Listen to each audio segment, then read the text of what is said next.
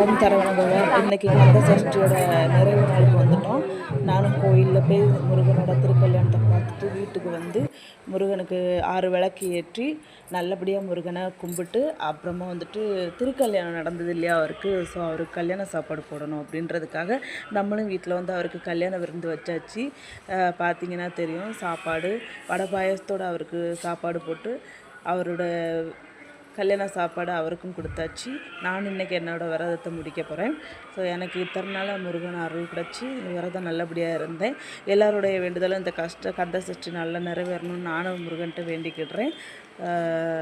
என்னுடைய விரதமும் இன்னையோட முடியுது. என்னுடைய வேண்டுதலும் முருகன் நிறைவேற்றி வைக்கணும். ஸோ நானும் என்னுடைய விரதத்தை முடிக்கிறேன். பாய்.